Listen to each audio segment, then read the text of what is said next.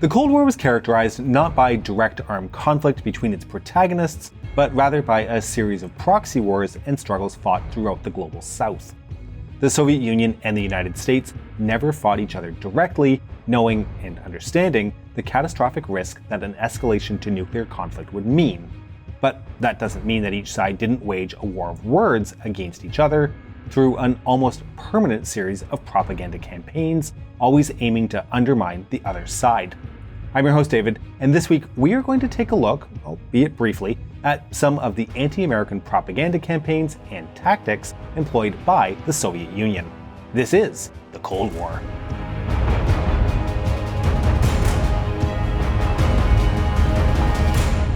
The best way to tell myth from reality is by applying critical thinking skills, and the sponsor of this video will help you do just that. Brilliant is a learning platform that helps you develop and practice your creative problem-solving skills by using interactive learning. There are courses for any ability and knowledge level, and each problem comes from a step-by-step solution that helps you understand the reasoning behind each step. Brilliant doesn't focus on memorizing an answer, but instead teaches you to think using logic and problem solving. My favorite course was, naturally, math history, but Brilliant has a wide variety of courses, and you don't need to be a math whiz to learn from every one of them, as Brilliant makes it easy. For instance, I use Brilliant to learn more about cryptocurrency. Brilliant is making it fun even for non-STEM people like me, and I know that you guys will find it very useful. Join the millions of people already learning on Brilliant with a special offer just for listeners. Head to brilliant.org/coldwar to get started for free with Brilliant's interactive lessons. The first 200 listeners will also get 20% off an annual membership. Okay, so I've said this before, the Soviet Union and propaganda go together like decaf coffee and the trash. Even before the revolution, as early as 1902, Lenin was aware of the power of propaganda to obtain an advantage. Quote, "The principal thing, of course, is propaganda and agitation among all strata of the people," end quote. By the interwar period, the Soviet state was using propaganda very effectively to both solidify its own power while also create the image of being surrounded by hostile foreign powers. With a lack of other comparative sources, the people had to believe, or pretend to believe anyway, what the party and state was feeding to them. And during the war, propaganda became an extremely powerful tool used to mobilize the Soviet people to protect the Rodina. Importantly, it also proved itself able to quickly adapt as the anti-American and anti-British messaging of the 1930s quickly shifted its focus to being anti-Hitler. So all of that to say that by the time the Cold War was underway, the Soviet Union had at its disposal a well-oiled and highly effective machine ready to adapt to any changing situation as it developed. They were set up to convey their message through any and every possible avenue. Schools, universities, newspapers, scholars, writers, artists, cartoonists, TV, radio, the factory floor, really anywhere they could. And that propaganda machine was not just set up to operate at home either. Over the years, the KGB and the GRU sent billions overseas into various well-meaning, or sometimes just corrupt, peace organizations, anti-establishment groups, media organizations, and political parties, all to help spread the Soviet message abroad. And the main focus of the propaganda machine was, as you might anticipate, the United States and the Western coalition. To help solidify and push a unified message, in 1946, Stalin met with leaders of the Soviet cultural intelligentsia, telling them of the need to stop ideological divisions in the sphere of literature and arts, as well as speaking to the significance of culture as an element of a society's dominant ideology. Quote, "Culture is always class-related, and it should be used for the protection of the interests of workers and dictatorship of the proletariat," end quote. The mustache went on to add that art and culture could not be free and independent from the public, and that artists, writers, poets, directors, and journalists could not stand above the interests of the public. He called on the intelligentsia to follow the state and party line, which would make them a massively important tool in the propaganda machine. There is a 1949 document from the Central Committee on the Action Plan of Strengthening Anti-American Propaganda in the Near Future, which helps to shed some light on what all of this actually means. The document outlines many of the key talking points and topics which Stalin had determined Soviet propaganda should use against the West. They included, but weren't limited to, 1. The capitalist monopolies of the USA are the main proponents of an aggressive foreign policy. The USA is the main supporter of reactionary forces in the world. The American ruling elite is against international cooperation. American reactionaries play the role of saviors of capitalism from communism. The United States is the chief international proponent of colonial enslavement and of colonial wars. The almightiness of major monopolies in the American economy and in politics.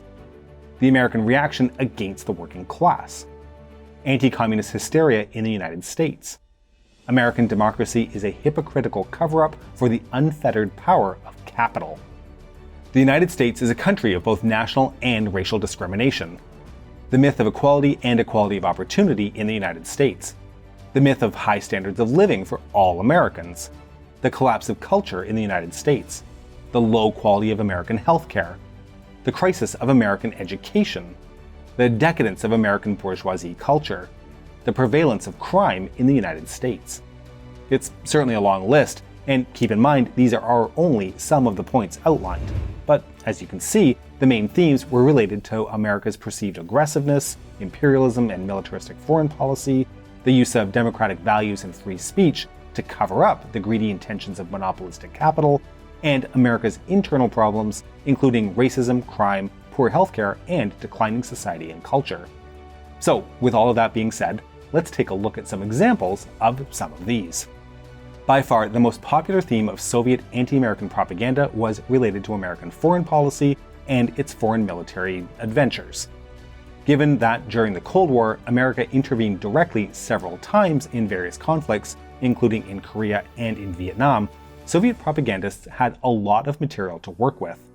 1950 saw Pravda publish a brochure calling the Soviet Union a protector of peace, democracy, and socialism, while at the same time accusing the United States of seeking to destroy the Soviet Union by continuing to support fascism after the Second World War.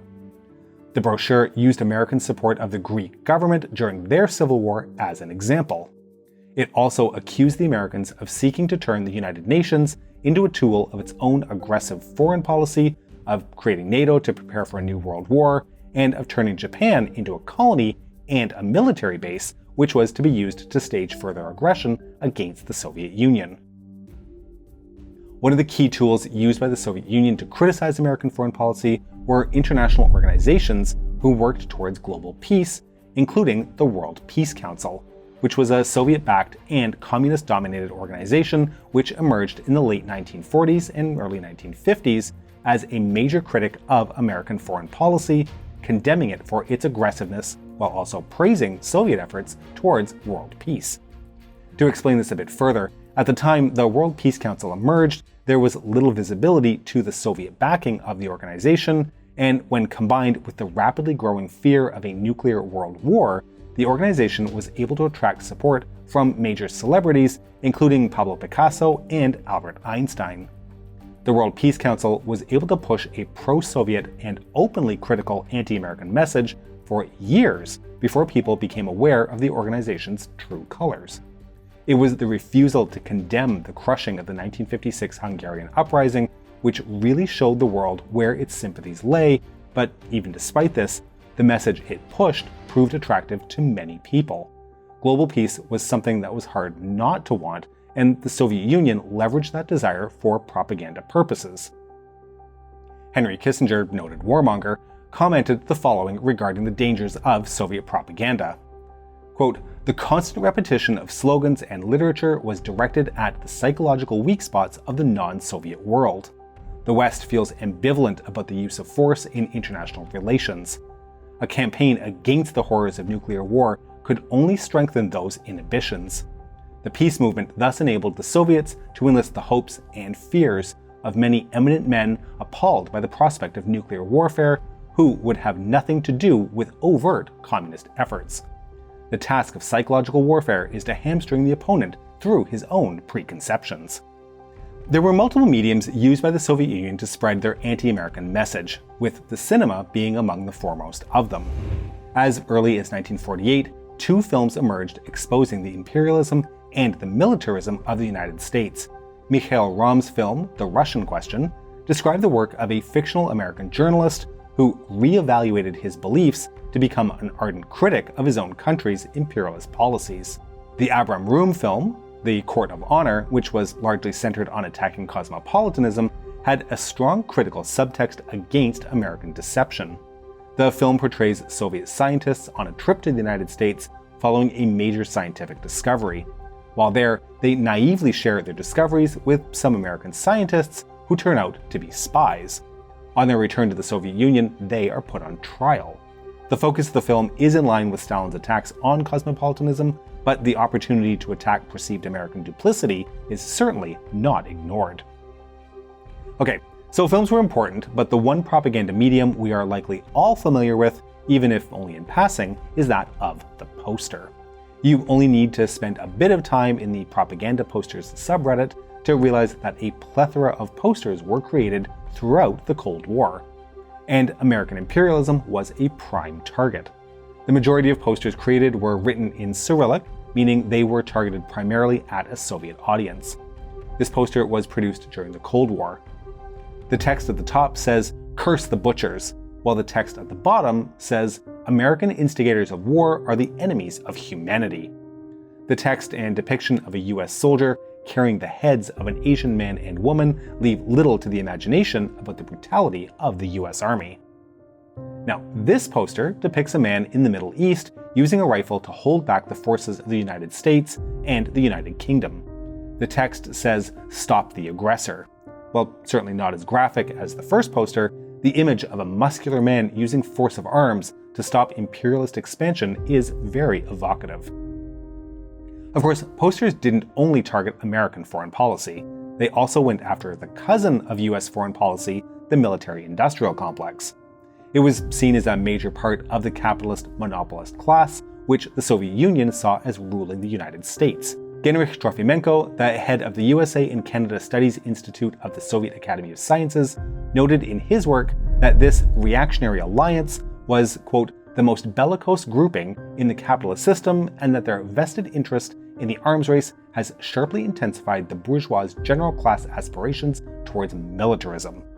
He went on to accuse the military-industrial complex of being the constant catalyst of militaristic processes and military adventure. And the narrative wasn't just restricted to just the military-industrial complex, but sometimes also expanded to include the entire capitalist system, accusing it of being interested in permanent conflict and an arms race. Military spending was, after all, very beneficial for the capitalist world. According to a Soviet textbook, an increase in state military orders sometimes acts as a lever for increasing overall production, including goods for civilian use. It can also temporarily promote a certain increase in wages, particularly of those employed in war industry.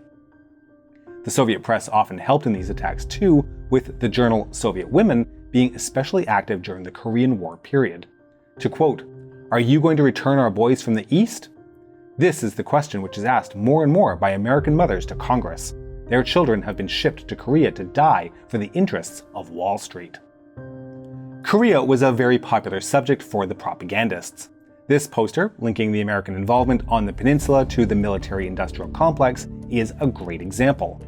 The top panel is captioned, "The American Civilization in Korea." The bottom panel, with the evil industrialist with pockets full of cash made from the blood of a dead Korean mother, has a poem which translated says, "Dulluses and haremans make money from human blood. Ringing dollars flow into the pockets of greedy bankers like a river. The gang of killers must leave Korea immediately." And if you thought that poster was blunt, this one depicts a US soldier whose helmet is emblazoned with a dollar symbol and a caption that says, "The USA Army, weapon of aggression and theft." Related to the military-industrial complex, but used as a separate avenue of attack, was Wall Street and American capital. While we've already looked a little at its role in foreign policy, Wall Street was also seen as a decision-maker in domestic policy. Soviet propagandists viewed the entire American political process and Western democracy, including elected officials, the media, everything and everyone involved really, as being subordinated to the interests of Wall Street and capitalist monopolies. This carried from the words of Lenin, who wrote, the stock exchange is everything, while parliaments and elections are marionettes. The political scientist Frederick Barhun gave this summary of Soviet propaganda. Quote, "America resembles more closely the horrid fantasies of Orwell's 1984 than the country we know. The America in Soviet propaganda is ruled by force and fraud. Its handful of rulers pull the strings to which their subjects dance like puppets. Its domestic policy is one of exploitation and oppression, and its foreign policy is characterized by deception and aggression." So, American media was portrayed by the Soviets as simply a tool of the ruling capitalist class. Disagreements in the media were seen not as freedom of the press, but rather as the manifestation of competition within the ruling class. According to the writer Vitaly Petrusenko, this type of competition didn't prevent American media from working together when necessary. Quote, "Even though commercial competition does exist, it does not prevent all mass media from working as a united front when it is a case of brainwashing the public. In such a case, there is complete unity between them, notwithstanding tactical differences stemming from the political sympathies and convictions of the individual owners." One of the easiest targets for Soviet propaganda to exploit was that of racial discrimination. Soviet efforts at this actually well predate the Cold War and include work by the Comintern to recruit Black Americans to the communist cause. The plan, one which never gained any traction, was to support self-determination movements in the Black Belt, pushing for the establishment of an autonomous or even independent black state in the southern US. Despite the failure of the plan, the Soviet Union continued to play on the theme, including this 1932 poster by Dmitry Moore called "Freedom of the Prisoners of Scottsboro," making reference to the arrest of 9 falsely accused black teenagers. With the Cold War underway, the propaganda machine had much grist to work with, especially as the civil rights movement grew and expanded. A perfect opportunity was taken advantage of in 1957 when Arkansas Governor Orval Faubus ordered the National Guard to prevent 9 black students from entering Little Rock Central High School. Komsomolskaya Pravda ran the story under the headline, "Troops Advance Against Children." Izvestia wrote about the story, "Right now, behind the facade of the so-called American democracy, a tragedy is unfolding which cannot but arouse ire and indignation in the heart of every honest man." The Soviets used the topic relentlessly to discredit America on the global stage, all at a time when anti-colonial movements were on the rise around the world, especially in Africa. Henry Cabot Lodge, US ambassador to the UN, wrote to President Eisenhower about the difficulties this was causing. "Here at the United Nations, I can see clearly that the harm that the riots in Little Rock are doing to our foreign relations. More than 2/3 of the world is non-white, and the reactions of the representatives of these people is easy to see. I suspect that we lost several votes on the Chinese Communist item because of Little Rock." Racial discrimination in the US, including segregation, lynching, and ongoing systemic racism in general, was like a pass from Vladimir Petrov to Valery Harlamov, served on a silver platter, to the red propaganda machine. That's a hockey reference, by the way. Whenever the United States made any criticism of the USSR for any human rights abuses, the Soviets had a ready-made response. "And you lynch Negroes." The United States, without a doubt, had, and has, a problem with racial equality, and the Soviet Union took full advantage to highlight those problems.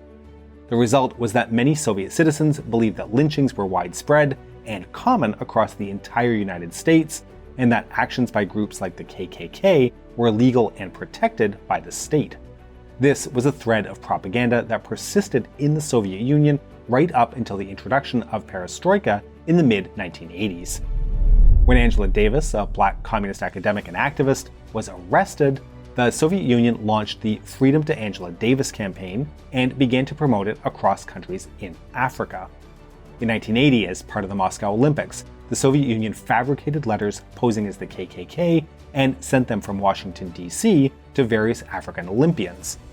1982 saw the release of The Rich and the Poor, a Soviet film that included actual footage of burning crosses, KKK ceremonies, the dispersal of black protests by government forces, and all accompanied by the song America the Beautiful, sung by Elvis Presley.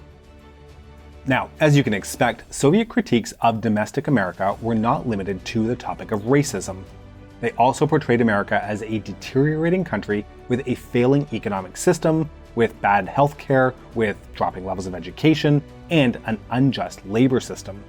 Aaron Friedberg, the noted American political scientist, described the Soviet description of America as a portrayal of the United States as a land of robber barons and long lines of the unemployed, of bloated merchants and impoverished sharecroppers, of decadent southern gentry, and of blacks always threatened with lynching, of a country devoid of spiritual values, to say nothing of cultural ones, remains, according to Soviet critics, essentially true.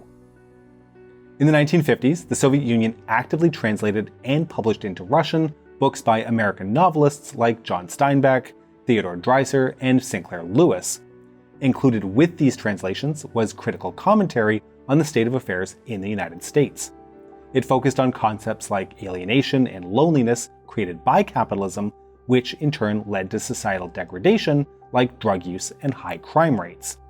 The propaganda machine claimed that the failed American effort in Vietnam, the civil rights movement, the emergence of counterculture movements, among other things, all demonstrated that America was declining under the inevitable crisis of capitalism. In fact, it was claimed that not only basic services such as education and healthcare were failing, but also the American way of life in general, the American cinema, art, literature, the mental state of the people, it was all failing. And it, of course, made its way to poster form. This poster, in 2 panels, targets education. The top panel, with the Soviet student, is captioned, "In the USSR in 1951 to 1955, the construction of urban and rural schools increased by 70% in comparison with the previous 5-year plan."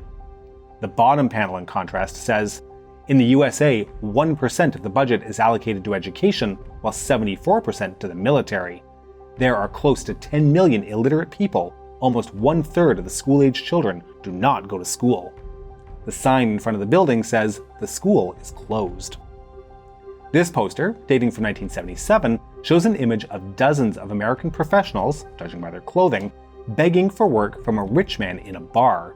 The caption simply says, "There is a vacancy for a dishwasher."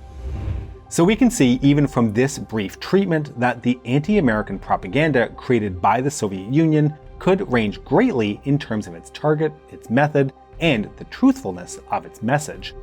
Many topics were very clearly rooted on the very real problems in the United States, like systemic racism, but there were others that were entirely made up. Operation Infección, a campaign orchestrated by the KGB to spread misinformation that HIV/AIDS had been created in a lab by American scientists, is a glaring example of this. We are going to talk about Operation Infección at a later date, by the way. And as for the impact of all this messaging, this propaganda, and even disinformatia, well, studies have shown that consumers of information are more likely to continue to believe the first thing they read on a subject, even if there is a subsequent new information or even retraction. While it's difficult then to quantify this, even a cursory glance through today's social media landscape should be enough to make you believe that propaganda can, and does, have an influence on public opinion. We hope you've enjoyed today's episode, and to make sure you don't miss all of our future episodes, please make sure you're subscribed to our channel and have created an extended propaganda campaign to undermine all of those other bell buttons out there and bring praise and glory to our bell button. Press it. I would like to take this opportunity to thank all of our patrons and subscribers, and if you aren't yet a patron, please consider supporting us at patreon.com/thecoldwar or through YouTube membership. We can be reached via email at thecoldwarchannel@gmail.com. This is the Cold War Channel, and as we think about the Cold War, I will leave you with the words of JFK. In the final analysis, our most basic common link is that we all inhabit this small planet. We all breathe the same air, we all cherish our children's future, and we are all mortal.